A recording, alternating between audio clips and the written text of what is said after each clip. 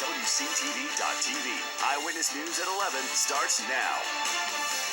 The duel in Dublin, we're now just 12 hours away from an international matchup and the start of college football season as FSU takes on Georgia Tech.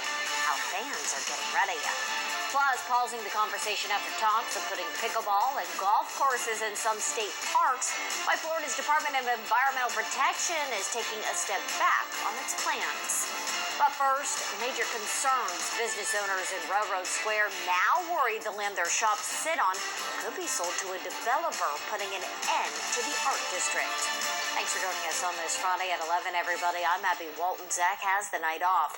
Last night, Tallahassee's Community Redevelopment Agency moved forward a proposal that could see local government buy large portions of Railroad Square. Now, this is just the first of several votes that will need to happen. If the artists and business owners get their way, Railroad Square will largely be owned by the local government, meaning they could continue renting space to local businesses. Organizers want the city to buy many, if not all, portions of the art district. Mayor Pro Tem Curtis Richardson, who sits on the CRA alongside all the other members of the City Commission, says he wants the art district to continue. But he says it's up to a citizens advisory committee to tell the government what a partnership should look like. They will look at that and determine if, in fact, they want to see the portion that is being recommended for purchase be purchased and at what level of funding.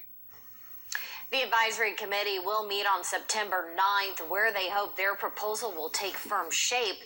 They hope to be back in front of the CRA in October. Both sides have rested their case in the theft and fraud trial of former Jefferson County Clerk of Court Kirk Reams. One of the most noteworthy testimonies today came from Julian Dozier, the auditor who looked into the clerk's office and the Board of County Commission.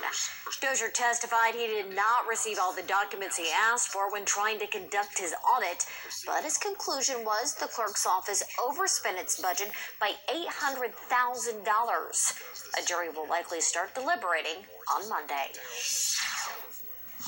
Kyla was a great friend, sister, daughter, and teammate.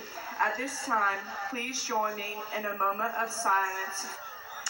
A somber start to football in Wakulla County tonight. A pre-game moment of silence to remember 15-year-old Kyla Parker, who died this week after being seriously injured during a car crash. Kyla played softball at Wakulla High School. Tonight, the War Eagles captains bringing a green shirt with her name and number on it to midfield for the coin toss. Cheerleaders, band members, and fans all wearing green ribbons tonight in her memory. The Florida Department of Environmental Protection is delaying its public meetings around a controversial state parks plan. The department has dealt with major pushback after rolling out a new initiative to add pickleball, disc golf, and golf courses to several state parks. Conservationists, locals, and lawmakers on both sides of the aisle have come out against this proposal. The agency has not announced new dates for the meetings.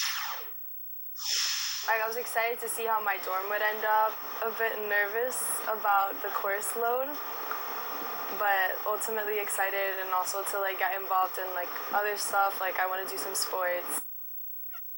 Excited students and anxious parents on Florida State of FAMU's campuses today as college students are making their way back to Tallahassee. FSU is welcoming back 6,700 students during move-in week. FAMU with almost 3,000 Rattlers returning. Class starts next week.